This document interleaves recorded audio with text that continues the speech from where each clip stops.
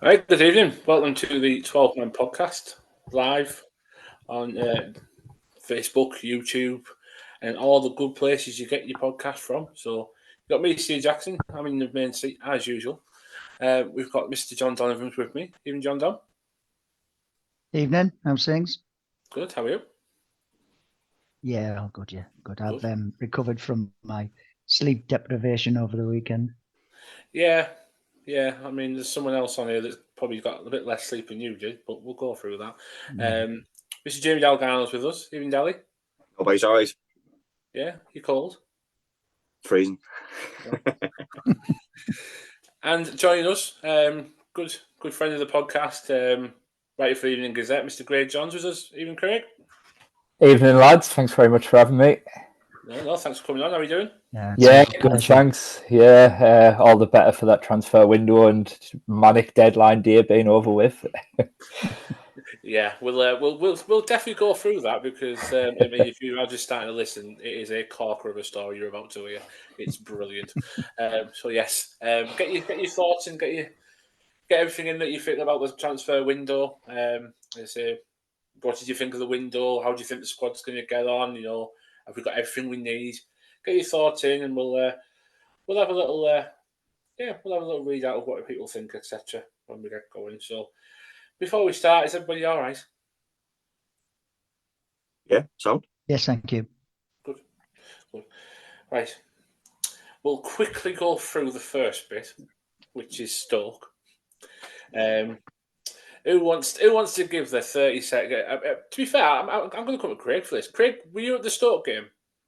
Yeah, mate. Yeah, I was there. Yeah. Do you want to give us 30 seconds of how disastrous it was? Because I can't imagine the write-up was the best thing you've ever had to put in a paper or online. No, well, I remember the day before one of our print editors puts the paper together and said, let's hope for a 6-goal thriller. But she wasn't far off being right, but I'm not sure she meant it in that way. Yeah, I mean, it was a bit of a chastising evening, wasn't it? And obviously a much changed side, a lot of youngsters in that who'll hopefully, learn from the experience. But yeah, that second half collapse. What was it? Five goals? Was it 4 goals in 12 minutes? Dear me, it wasn't good. Yeah, I mean, the one positive from the evening was we brought our new signing out. I say Nestle Borges was shown to the crowd, and presented to everyone as our new left back, and without picking players out, I think them 12 minutes in the second half clearly demonstrated why we've got a new left back in. Yeah, 100%. I think it says a lot, doesn't it? All 4 of those goals I mentioned came from that left-hand side in some way or another, and it was young George McCormick in the first half. He goes off at half time, and your so-called senior left back, Lucas Engel, comes on at half time, and you ship those goals from his position. He's been a bit of a funny player in his whole time at Middlesbrough. I think he had that awful start and showed amazing character to kind of come back from it and had a bit of a fairly decent period. I don't think he pulls up any trees as a kind of superstar player, but he had a decent period in, if you like, the second third of Middlesbrough season last season, and then really went off the boil and struggled towards the end. I think he lost his place in the end, didn't he, to Luke Thomas, and he wasn't particularly impressive, so it says a lot, really. And then he's had a really difficult and poor start to this season as well, which is frustrating because unlike last season, this summer he got a pre-season at this club, which should have helped him. And also Bangura's injury essentially meant that he was kind of unchallenged in that position, but also given therefore an opportunity to kind of cement his place in the team. We all knew they were looking for another left back, but until they got one, that was his opportunity, and he just didn't take it at all. I think he's very much, as I say, he's not a player who's ever going to kind of be a superstar in this team, but he's when he's good, he's kind of your 6 or 7 out of 10 steady Eddie kind of player. I always refer to him as, and but that he's very much a confidence player, and I think right now his confidence seems to be on rock bottom, and that showed in that game. Yeah, it did. I say it was. I think I've said it a couple of times this season, but Stoke really did find a weak point with us, and said that's the place to go at him. And and they just hit our left hand side, their right hand side every single time, and they were just successful. It showed them the stats as well. 5 shots on target, 5 goals. It was just a bad night. It was just a really bad night. I say one thing I want to ask though, because obviously we mentioned it about the kickoff time. What did you make of the kickoff time at 7:15? Do you think it was a success from the club? It seems to be, yeah. I mean, I haven't had much feedback in terms of the numbers they got through, in terms of the what the target of that was, which was younger supporters. But I think the idea behind it, the intention behind it, I think can only be a positive thing. I think last week of the school holidays, as it was, they had the open training session a couple of days before. They've got the likes of yourselves in already, haven't they? That you're the lifeblood of the club. You guys are the ones who travel home and away, but there needs to be a future as well. That we want, the next generation of Borough fans to kind of have that moment where they get hooked and they're in, like you guys are. So I think the intention behind it, to move it forward, essentially to kind of encourage families and younger fans to come and to get that experience. I think it was a well-intentioned idea, and I hope it did result, excluded, kind of have the desired effect. Yeah, definitely, absolutely. Dally, clip that bit where the life of this club. Clip that. I think, Steve, I think it worked in numbers. 17,500 was an excellent attendance, like from previous rounds. But obviously it come with its issues. Some people would have been affected. Struggling to get from places outside of Teesside if they want to come. So it affected some people. And by all accounts, there was a little bit of excess queuing because of turnstiles opening later than they would have done on a normal match day, i.e. 1:30 on a normal match day. They didn't open until just an hour before the kickoff, which led to long queues and frustrations. So yeah, there's lessons to be learned, but at least the club attempted to address a long-standing complaint that we're not looking to secure the next generation of fan. Yeah, absolutely. I mean, Jason's just messaged me there, even Jason, saying it was the right idea, but unfortunately the target audience had the same average age as the actual squad. So there you go. It is what it is, isn't it? We got an absolute hiding. Do I think Stoke were miles better and that score flattered them? It definitely did. But we say they weren't miles better. I think we created more chances. It was just we were absolutely woeful at the back, unfortunately. But if we scored off, if Josh Coburn scores that chance in the first half, I think he had 2 chances, to be fair. And the second one he decided to cut in, and he was already away. I think if he buries one of them, obviously it's a different game. It's a completely different outlook. It completely, like I say, changes the outlook of the game.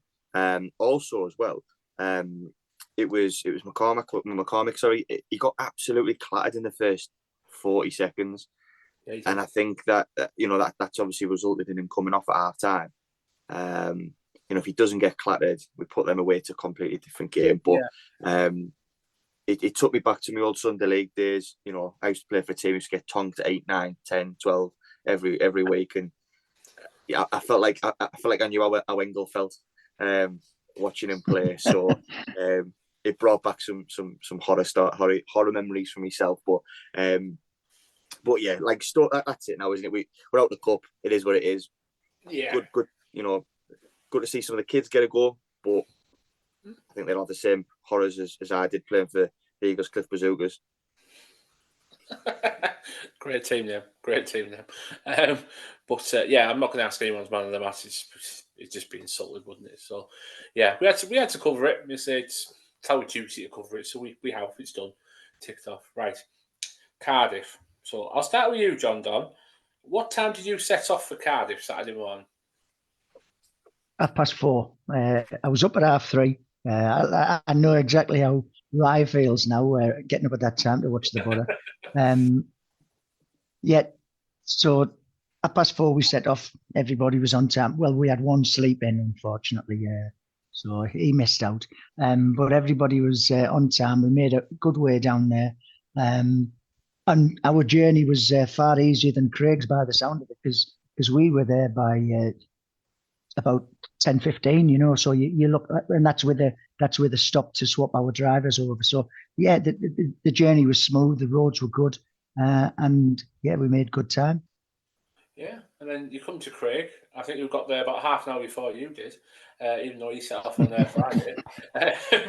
Craig, tell us about your journey down to Cardiff, because obviously the fallout from Friday, because we'll cover the transfer deadline day and stuff a bit later, but one that obviously affected Saturday's game was Latte Laugh.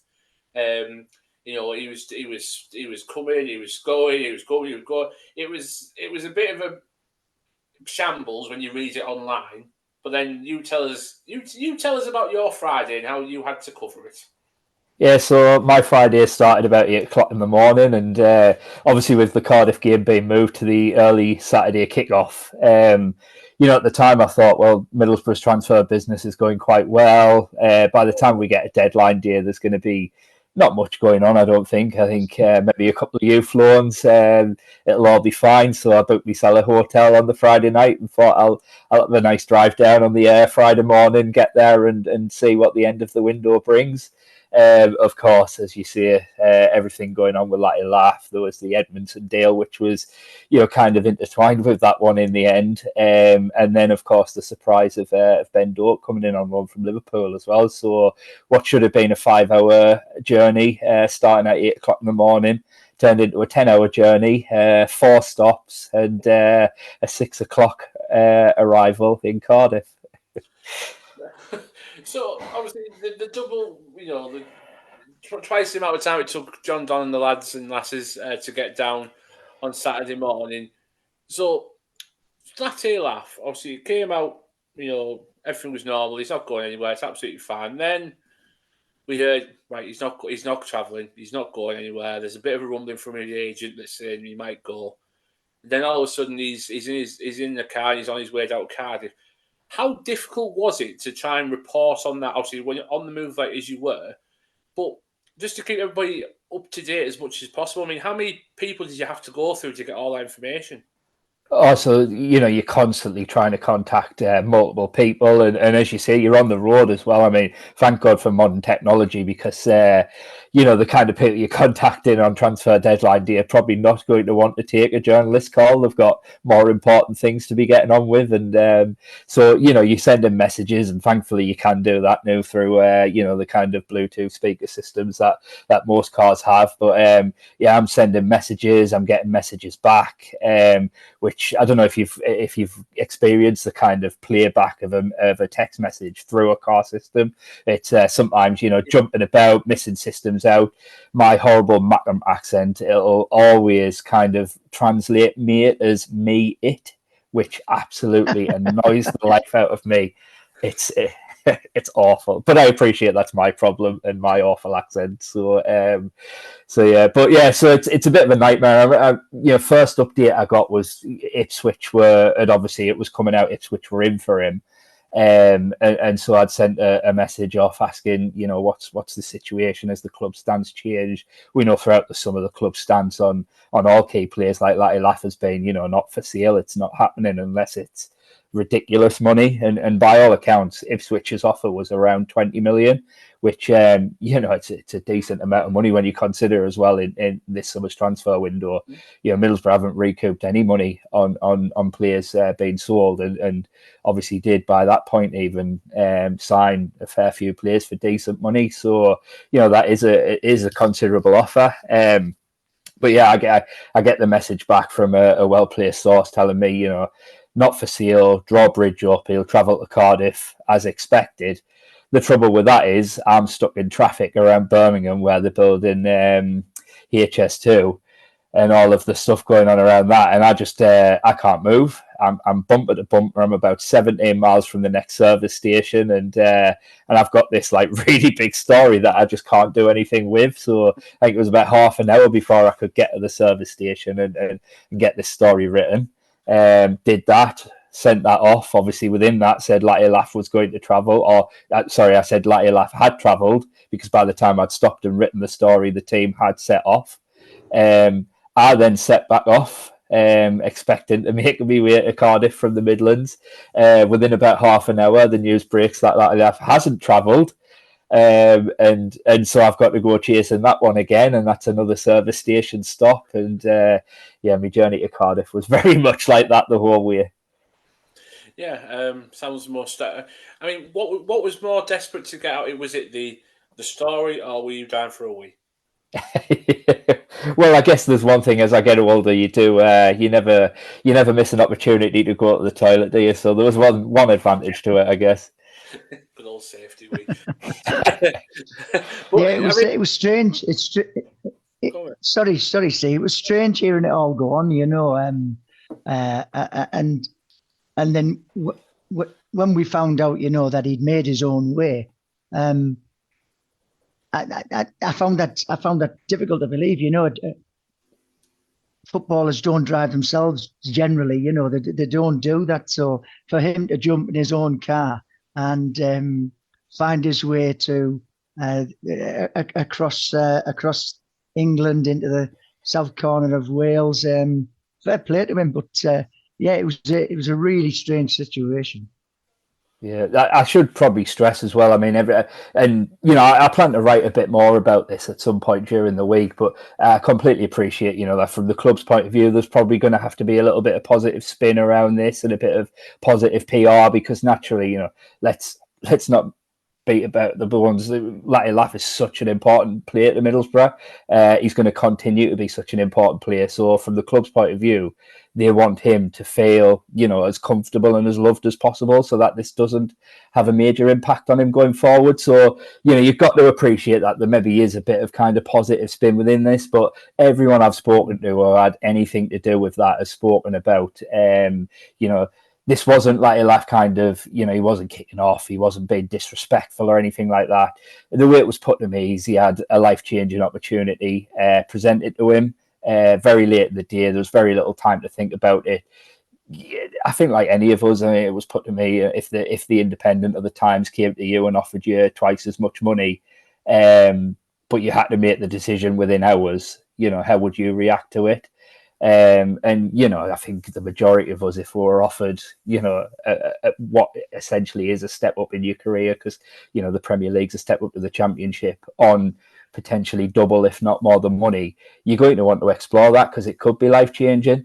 But, you know, the thing that was stressed was that he was always respectful about his wishes. The reason he didn't travel was slightly a timing issue because they didn't know how it was going to play out, but also a thing where, like, because of everything going on, they weren't sure he was in the kind of right frame of mind for it. But once they all sat around, they discussed, you know, the fact that under no circumstances were they going to accept Ipswich's offer that late in the day. It just wasn't going to happen because there'd be no way of getting a replacement for him. By all accounts, and Michael Carrick, I thought Michael Carrick spoke really well about it. If you haven't seen it yet, there's a story on our website from our press conference. Obviously, he does a separate one with Radio and Tees, and he spoke to Tees about it as well. I thought Carrick was brilliant speaking about it after the game on Saturday. You know, he phoned Michael Carrick himself, let it laugh, and said, you know, I want to be involved tomorrow. I want to be part of it. So as JD mentioned there, he jumps in his own car. He drives himself from Rockcliffe to Cardiff. By all accounts, didn't arrive in Cardiff until 1 o'clock in the morning. Obviously, 12:30 kick-off the next year. With that in mind, he undoubtedly couldn't start the game, but I mean, he came on for, what was it, the last 20 minutes, and, you know, he was busy, he was energetic, you could see he was hungry, he wanted to make an impact, and, you know, and it wasn't a clear assist or anything like that, but he certainly played his part in the second goal in the kind of dogged way that he wouldn't give up on the ball, and it eventually ended up back at Gilbert's feet.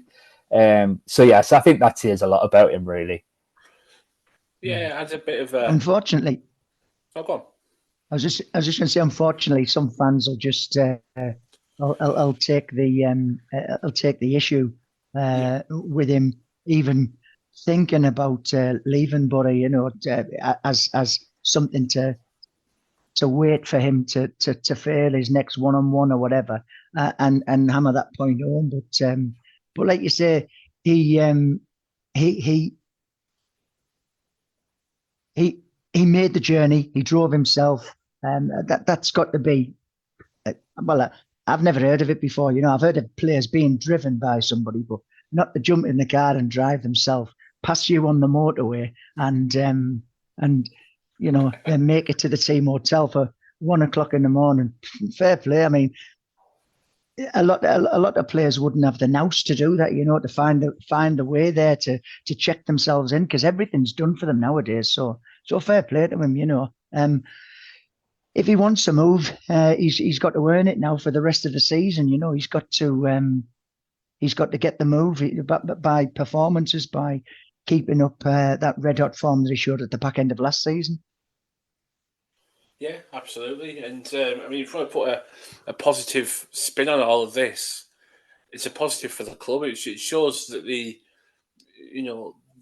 forward drive that we all have now to go forward, because we're directing 20 million quid for players like Latte-Laff, who's so important. I get, the time constraints have been really difficult to get another player in, but it just shows the ambition that the club's got now, that we stand up and say, no, we don't need that. Where if you look in the past, we've crumbled when a bit of money's come about our way and said, yeah, go on then, we'll probably take that, and then just move on. But, fair play to the club for saying no and saying, get a grip. But it just reminded me, I had in my head him driving down, in the in-betweeners when he's pinned up and he's going, sorry. That's all I think that's doing all the way down. I thought that'll get you in the team, kid, don't you worry. But team comes out, John Don. Obviously, Latte-Laff's on the bench. It's fair enough when you hear that, the time he got into Cardiff. Passing Craig on the way. But still a pretty strong squad. I didn't expect any of the new guys to be in, but it's pretty much what we thought it would be, wasn't it? Yeah. It was. I put a tweet out last week. Do you think Neto Borges will start? Because by all accounts, he had a decent level of match fitness, but coming to the club, just a few days earlier, it was, it was a big call. But to be fair, he started the game. He performed quite well. He sometimes had a little bit of complaint about Engel insofar as he mistimes his challenges and he's a bit rash and players sidestep him. There was a couple of occasions where Neto made his decision to go into a tackle, and some of them were sliding tackles, full-blooded tackles, and he made them quite well. I thought he had a decent debut. Yeah, I did as well. I thought there was one that stood out. You mentioned there about going into the tackles, not having the fear. There was one in the second half. I think it was on the opposite wing. He just absolutely clattered the Cardiff lad. Didn't care. That's my ball. I'm having that. Just went straight through him. And then had the audacity to look at the referee and went, well, that's how throw, isn't it? I thought, you've got some balls, you've got some balls, you just absolutely clattered him. And you're going, oh, yeah, how was that? But he was good. I thought, you know what? And he had a bit of, usually when players come into this league, they've got to, get into it a little bit and get used to the physicality. But he got stuck in straight away. I was massively impressed by him. But it was just good. Let's talk about the first goal then, John Don. First goal came, him again. What did Rye call him? Baldini. Baldini, what's the name? But great ball in from Finizas, but free header. I mean, if I was a Cardiff fan, I'd think who's picking him up. But the power on that header, you thought, Jesus Christ, what a header it was. Yeah, there was a fair bit of movement, and Clark sort of he found himself or made himself unmarked, and he did. He planted it it wasn't a glancing header. It was a full blown right on the bunce, firm past the keeper in the bottom corner. He's top goal scorer. He's an absolute star. I know. Right on the bonce. There we go. There's the name of this sort. Didn't have to think of that much. But no, it was a quality header. I mean, the view from where you were, Craig. I mean, you must have saw him run round the, I suppose, the gathering in the middle of the box to just say, "Go on, I'll have that," and then straight into the bottom corner. Horvath had absolutely no chance. Yeah, the power on that was incredible that he got on that header, wasn't it? And another great delivery from Azaz as well, which is good to see because I mean this is my 5th season now covering Borough, and I can probably count on one hand the amount of goals before this season that Borough have scored from corner kicks. So it's nice to see that becoming a weapon. Actually, I think Michael Carrick mentioned that he called it a useful weapon after the game, and he kind of spoke about how it's something that Grant Ledbetter has been working on with them. So it's nice to see, that bit of focus playing off. We know that, the way they look to attack and the way they look to play in open play under Michael Carrick, and it's a very attractive way of playing.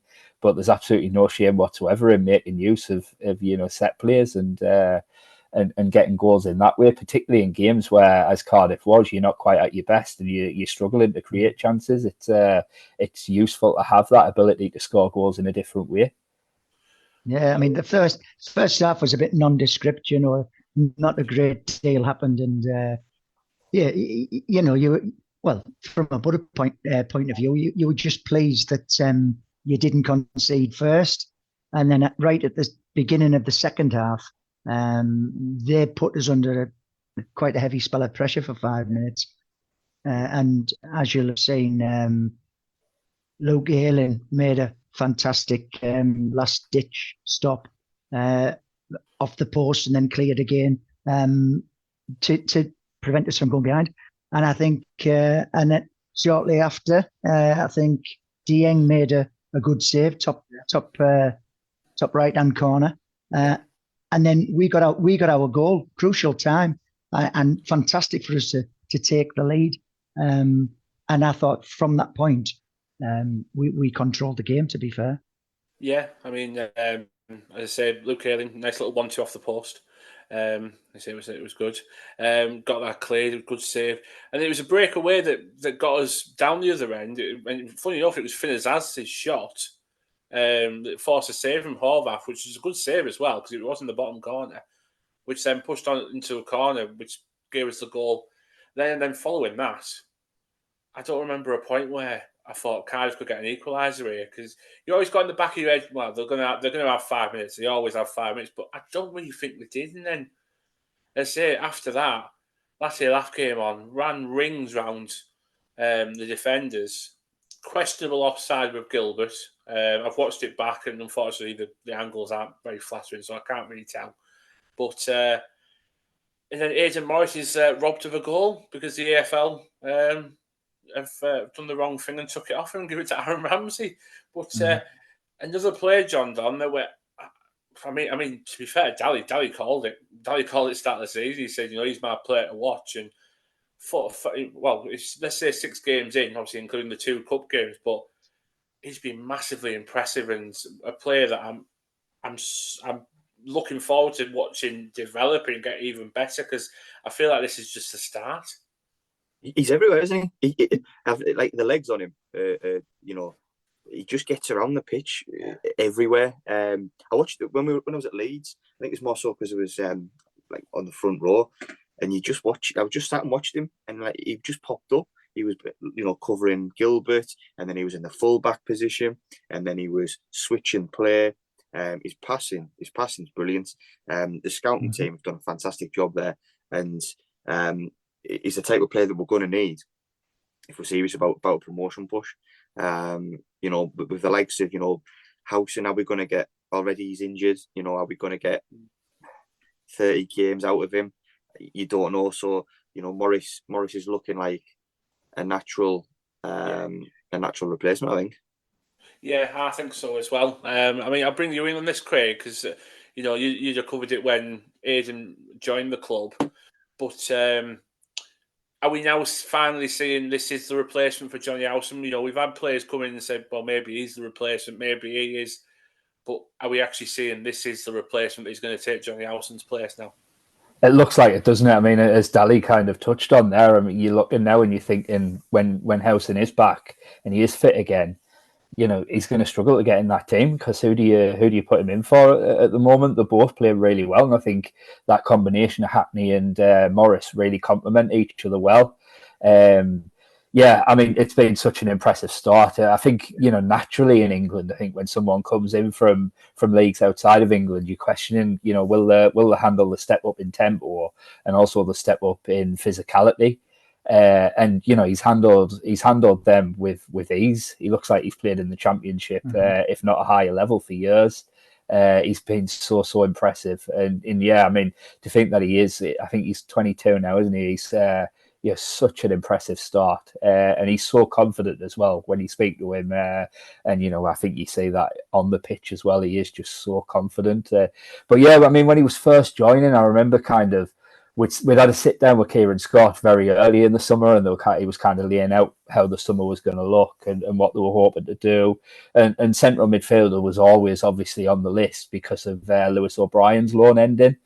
And he'd said then, oh, you know, obviously Middlesbrough this season were quite easy to kind of beat on the transition. When they lost the ball, they were so easy to counter on. I think that was one of the biggest disappointments of last season. So, you know, in that midfield, are you looking for a bit of an enforcer, a more defensive-minded midfielder? And Kieran had said then, not really. Michael's preference is and always will be in midfield for a ball-playing midfielder. He likes players to be comfortable on the ball. That's his priority. I think where the recruitment team have got that one absolutely spot on is not only does Morris tick those boxes, I think he showed at Cardiff, you know, his ability on the ball and his range of passing, his composure, but as we've touched on, he's, you know, what he's like out of possession, he's you know, his aggression and his reading of the game to make interceptions and things like that. As I say, it complements Hackney really well and makes that Middlesbrough midfield look so much stronger. It does. I mean, you know, I'm receiving messages now. You know, people are complimenting that partnership already. Morris and Hackney, they just seem to complement each other so well. You know, they both know how to do each other's job in a way. If one does push them, the other knows how to slot in. I mean, Jason's just messaged me again and said it's probably the best partnership we could possibly see, and it's got the potential since Ledbetter and Clayton were at the club. And that's massive saying that, because that partnership was solid. You know, that was one of the best in the Championship for years. And it's just showing, but both of them are young kids as well. That's the best part of all this. They're both young kids and they're only going to get better. They're only going to get better and better. And they're just so confident about it. It's just a joy to absolutely watch them at times.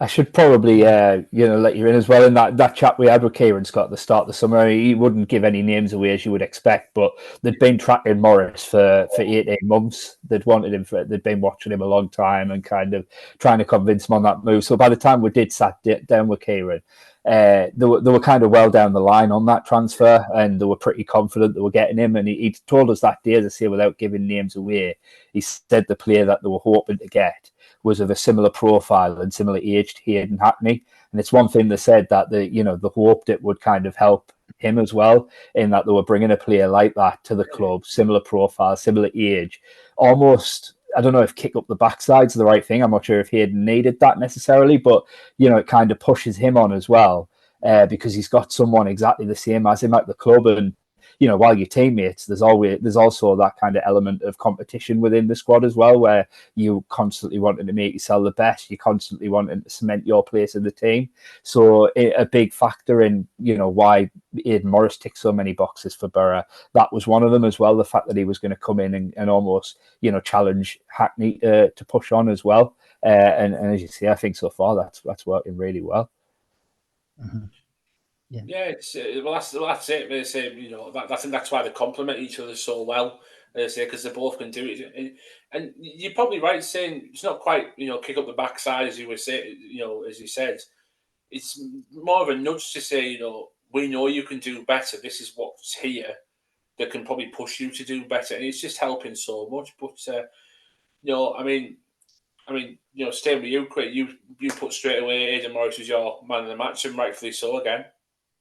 Yeah, I thought it was brilliant. And I think, despite the fact it was, as we mentioned, I think ironically, particularly first half, I think Borough looked better probably in the Derby and Portsmouth game in terms of, how they controlled the game and how they created chances in those two games. It was just the end product of actually putting the ball in the back of the net. And not only that, but the two goals that they give away against Derby and Portsmouth that cost them on that day. So I think, but against Cardiff, they were controlling in that they never looked under pressure. They never looked, other than that 5 minutes after half time, Cardiff didn't really threaten, and that was largely down to Hackney and Morris in that midfield.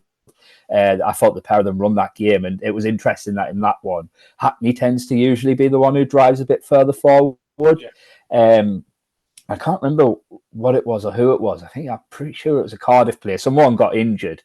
I think it was getting on towards half time, and there was a kind of bit of a break because of the injury. And all the players, as they do, go back to the touchline, have drinks, etc. But it was Morris who Carrick kind of had a long conversation with. He doesn't tend to have a big group chat on the pitch like that. He grabbed Morris and he was having a big, long conversation, giving instructions to Morris. And it felt after that moment that he started becoming a player who kind of tried to get a bit further forward and was being a bit more advanced than Hackney, which it's normally the other way around. Obviously, it paid off. He got the goal.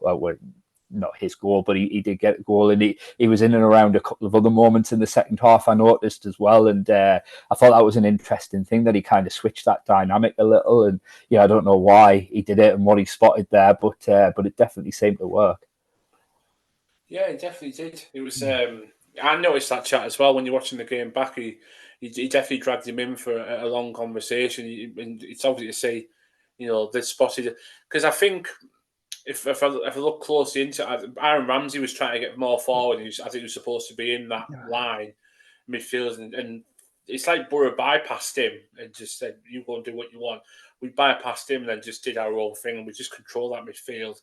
And they had absolutely no answer for what we had at all day. It was just a perfect away performance, to be quite honest. And John Don, I can't imagine you're going to go any different than Aidan Morris. I mean, I've got a few people saying Finn Azaz had a fantastic game, which he did. I'm not going to lie, he really did. But I think it's going to be a pretty boring man of the match call, this one, isn't it? Well, no, I would choose Finn Azaz. I just thought, he had an excellent game, and it's funny that the EFL Team of the Week, Aidan Morris didn't even feature in it, which was totally bizarre. But yeah, for me, it was Finn Azaz. Morris was excellent. We had to control certain parts of the game, certain sort of sectors of the game, and second half was when we sort of like weathered the early storm and then got a hold of the game and started to take control. And like I say, we scored from the corner, and like you said earlier on, it was Finn as a shot right in the bottom corner that the keeper pushed away that led to that corner. But Azaz was having shots whenever he could find time all game, and more often than not, his shots are on target. I just thought he was a massive influence in the win. So yeah, he was my man of the match. All right, there you go. Made me look a bit silly instead. There we go. But no, I thought my man of the match was Aidan Morris. I thought he was brilliant. I'd give Finn Azaz a big mention. I'd give Borges a big mention as well. I thought he was superb on the day. But I mean, Danny, I won't ask you for your man of the match. But I will say, look at we're 4 games in now. This time last year, we walked out of West Brom with just 1 point off the 4 games. We've now got 7 after 4. I think I saw the table for the first time on Saturday. I think we're 7th or something like that. But we're 6 points better off already than we were last season. That's, to me, it's like we've built on last season. We've got some building blocks there to go ahead and have a good crack at this. Yeah, I think we've. But to be fair, not just last season, we've learned lessons from the last 2 seasons, haven't we? Because 2 seasons in a row we had such a bad start. I think the recruitment's been brilliant, and I think that's been a big factor in that. And I think as well, Carrick's on a journey of, he's still in the early stages of his journey, being a manager, head coach. So yeah, it feels a lot more positive than it did this time last year and the year before. Yeah, definitely. It's like something's there now. We've got something about us. We've actually got some foundations in before the first international break, where we've gone, right, we're settled now, we're done. Let's build on what we've actually got here now, because 7 points is not a bad start. I think I wrote down before the start of the season, I thought if we get 7, I'd be quite happy with it, to be quite honest. I think we all wanted 12, especially the way we played against Swansea, but yeah, I'm quite happy with 7. I thought that was a really good return, so it's a good start. But right, we've got no game to preview for this week because international break for some reason. Because for some reason, UEFA thought we'll stick an international break in 4 games after all the teams come back. So we'll talk transfers. Craig, I'll come to you. Obviously, you had a very chaotic transfer deadline day. Obviously, talking latte laugh and trying to control your bladder and how was it reported when you eventually got to Cardiff? How was it reported? Because you just told us an absolute cracking story of when you got to Cardiff and trying to report this. So I'll leave the floor to you, my friend. Oh yeah, so the story you referred to is me getting to Cardiff and thinking I'm on the blog now until 11, 12 o'clock at night. I'll need some food, so I ordered food that was due to get there at 8 o'clock and wasn't delivered until 10:30 at night. So after my 10-hour journey to Cardiff, that would just top the day off, didn't it? But yeah, no, it's always an interesting day, transfer deadline day, and speaking to people within that, the kind of things changing all the time. It can be quite chaotic. The Ben Doak loan move from Liverpool come rather out the blue, really. I think everyone pretty much expected he was staying at Liverpool this season until, from what I understand, about the last 2 or 3 days of the window. They got a lad in from Italy. I'll have to say Italy because I can't remember where he came from, but somewhere in Italy he came in, and that kind of freed up Doak. And by all accounts, there was about 8 clubs who immediately came in for him. 2 of them in the Premier League, I think. Was it Ipswich and Southampton? No, Ipswich and anyway, 2 Premier League clubs and then 6 Championship clubs. And Middlesbrough, were one of them. I think we remember from the start that some of them were linked to Will Lancashire at Tottenham. And when we asked about that, we were kind of told, look, we do scout the Premier League. It's someone we know of, their academy teams. But, we're not looking to loan players at the moment. But Ben Doak came up, and everything we hear about him is just like, be ready because he's so excited. I saw one Liverpool fan say that he that at one point they were kind of looking at him as Salah's main backup while he was in Liverpool's squad. He was on the bench pretty much every week in Salah's main backup, which he's only 18 now, so he was probably 17 then. To be considered in that way before he got this serious knee injury last December kind of says a lot. And as I say, they brought in this new forward from Italy. They felt after a kind of 6-month layoff with injury, good for him to go out and get games. And speaking to people at Middlesbrough, they're really, really excited to get him. So I think just that extra kind of thing, bearing in mind you've already brought in attacking talent, like we haven't seen the best of him, I don't think yet, but Michael Hamilton's come in from Man City. I mean, you don't start Champions League games for Pep Guardiola's Man City if you haven't got something about you, do you? So there's just so much excitement, I think, about this squad that Borough have assembled this summer. Yeah, there's go on, Jose. It's keeping all the players happy because, like you say, we've got a richest of talent across the midfield and attacking options. Ben Doak, for us to beat off Premiership suitors and Championship clubs who were after him, it speaks volumes of the reputation our club's got, and also, the conversations that must have been had to win over the Liverpool and his representatives to choose Middlesbrough. So fair play. We really have got got potentially a fantastic squad now to launch a serious challenge.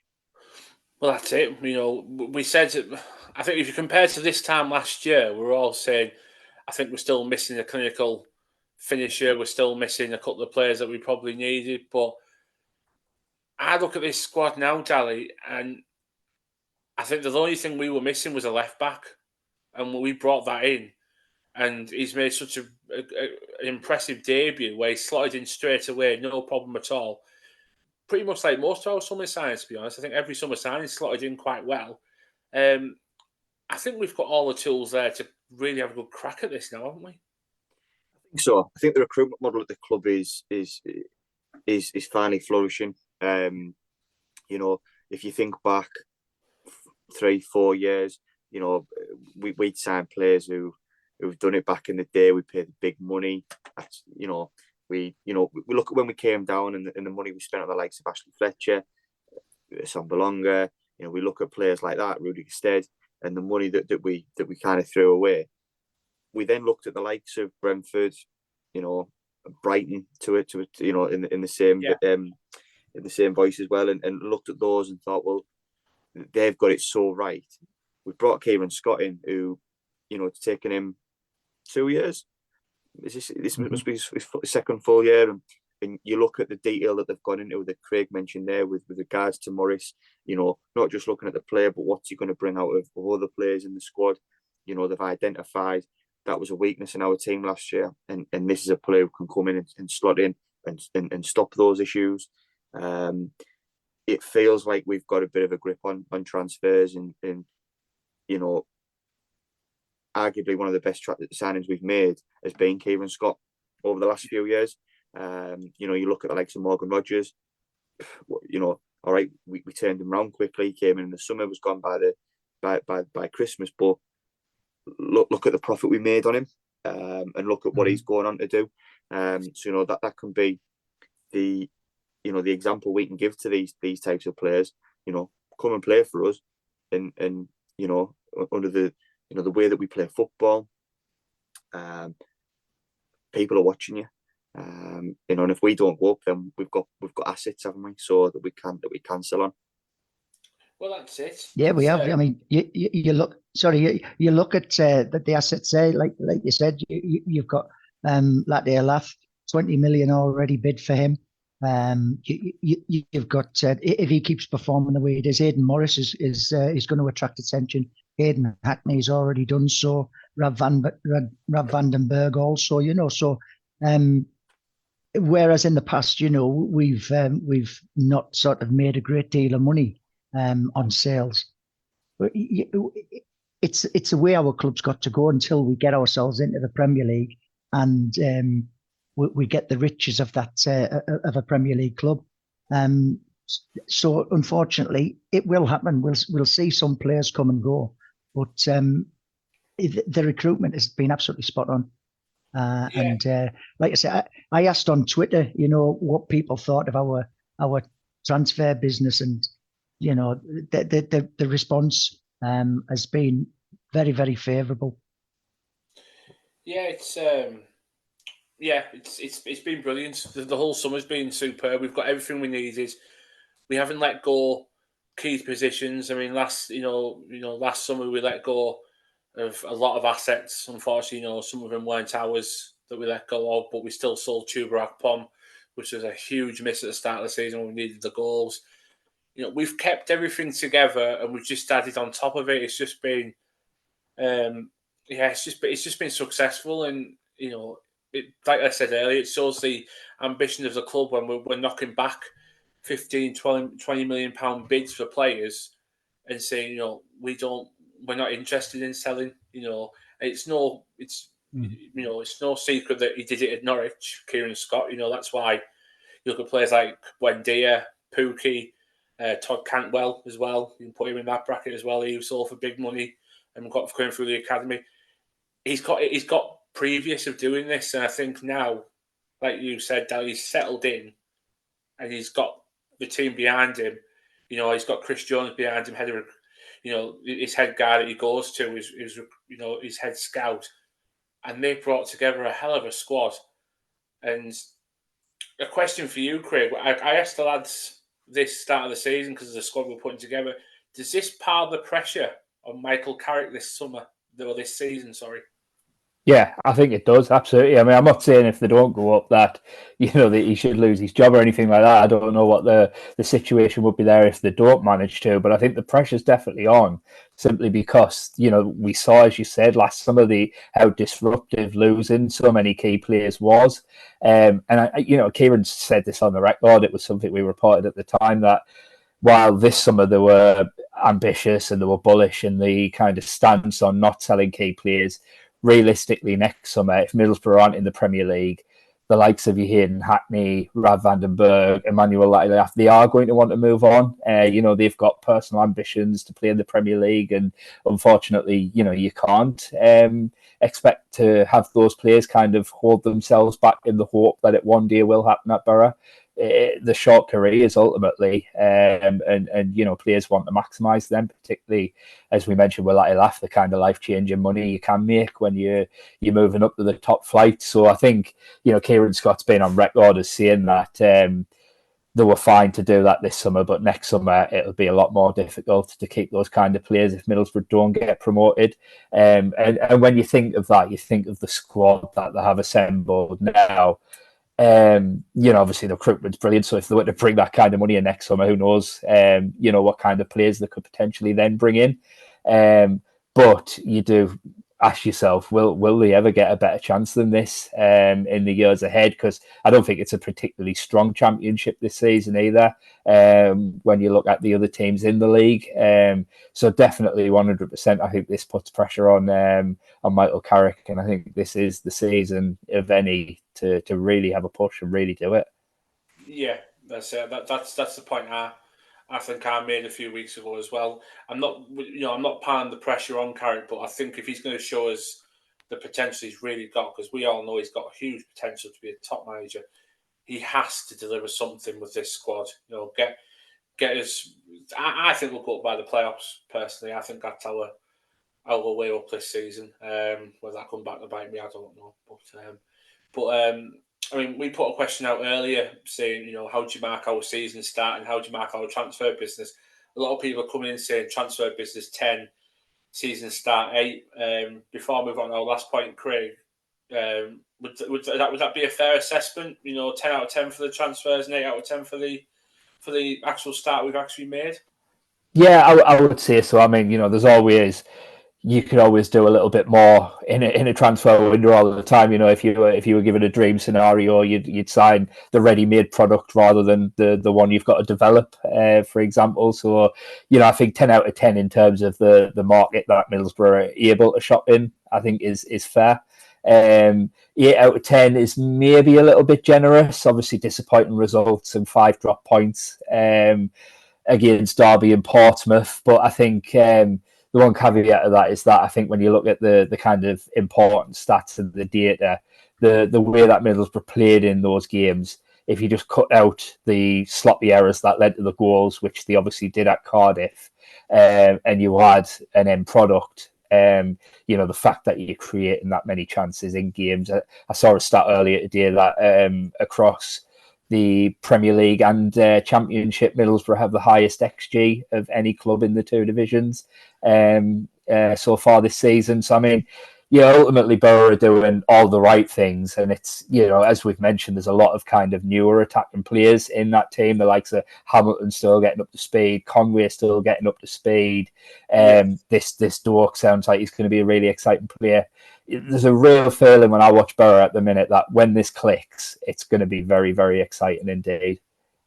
Yeah, absolutely. No, I couldn't agree more. Absolutely agree. And gentlemen, before I come to our final point, John Don, Dally, is that about right? We say exceptional business, a bit more to improve on the old season start. John, you're on mute. I'll Well, go on then, Dally, you chip in. I'd say transfer business. I think I would say 10. I think we've a 9.5 out of 10. I think definitely some brilliant business. I I think how the season's gone, I think I'll probably give it a 6 out of 10, because of the sloppy goals that we're giving away at the back, which is a big concern for myself. You look at how we crumbled against Stoke. I know we played a lot of young players. That's a big concern. But we have got more points than we did last season.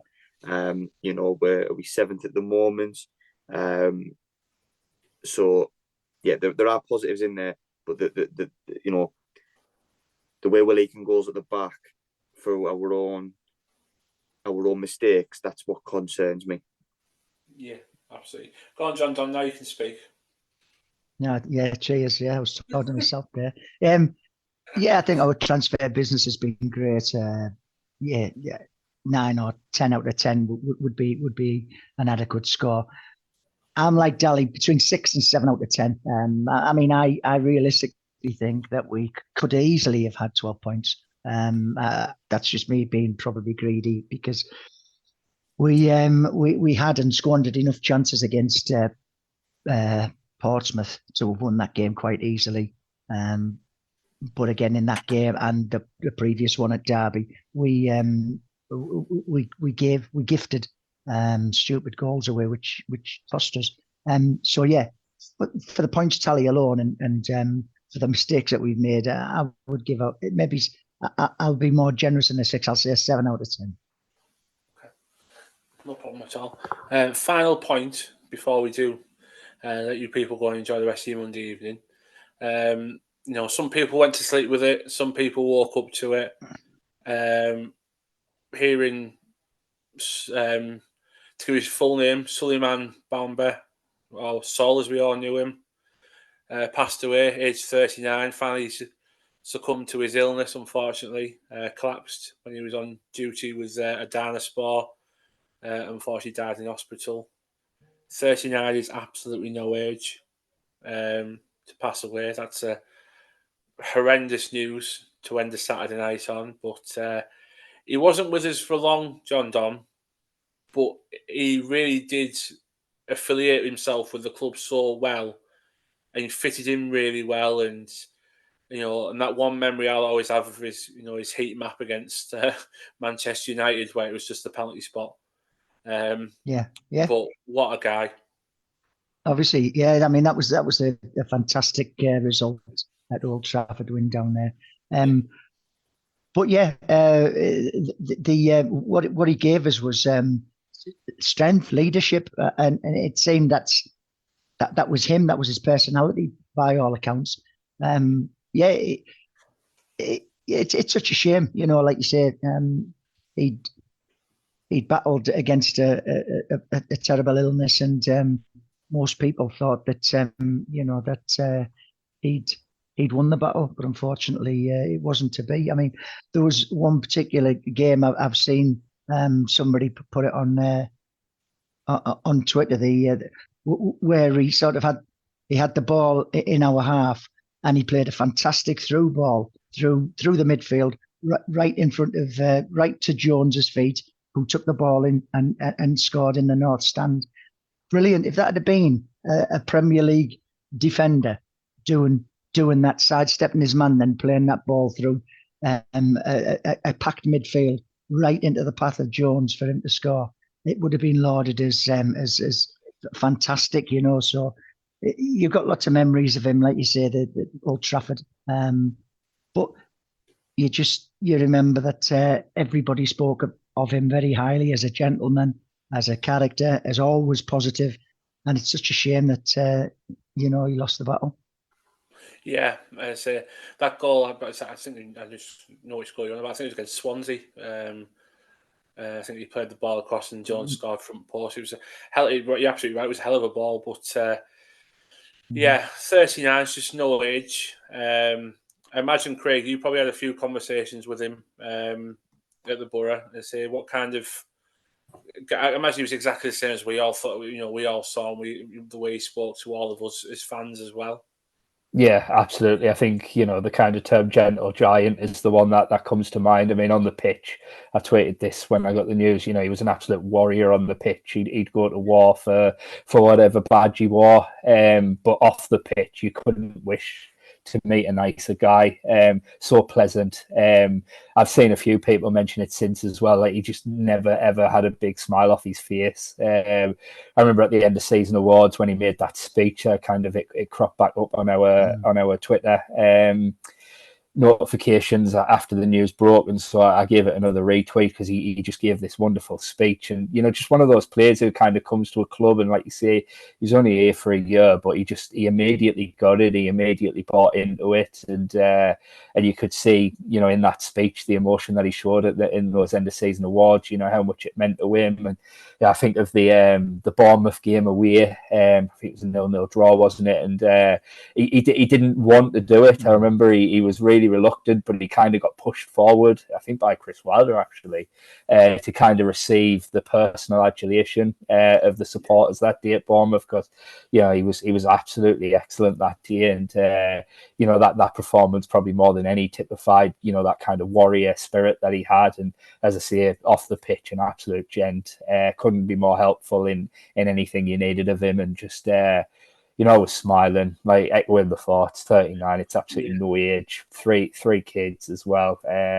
It proper knocked me for six when I heard that news on Saturday night. Awful. Yeah, and me. And the one thing, all the things that came out, is what Neil Warnock said. It's a bit what Craig said there as well. I can't believe I'm gutted. I'm never going to see that smile ever again, and that just epitomises what kind of guy he was. Absolutely. Like you say, he was always smiling. He took the club to his heart. You could see that the fans took him to their hearts, and it was very, very strange that the day that he passed was with his two former clubs played each other in Cardiff and Middlesbrough. Yeah. But yeah, no, it wasn't the best news in the world to wake up to. I was absolutely gutted to read the news, and thoughts with his friends and family. Yeah, absolutely. Yeah, 39. No, it just shows when your time's up. Fortunately, your time's up. On that note, apologies. Craig, thank you so much for popping on. Thank you so much for your insights, your stories. Funny, I was probably going to get clipped forever then. So enjoy that. But thanks very much for popping on, mate. Always good to speak to you. Thanks very much, lads. It's always a pleasure. And you, my man. John Don, Dally, thank you very much for popping on. We'll chat again next week, I'm sure. Keep an eye on the socials. We'll tell you what's going to come on next week, what we're going to talk about before we speak about the Preston game. So yeah, enjoy your week. And if you got away 6 tickets, well done. Yeah, well done. I'm still in the queue. Yeah, some people are still in the queue, so feel for them. They've been in the queue for 3 days, bless them. So yeah, be seeing you up the borough. Cheers, lads.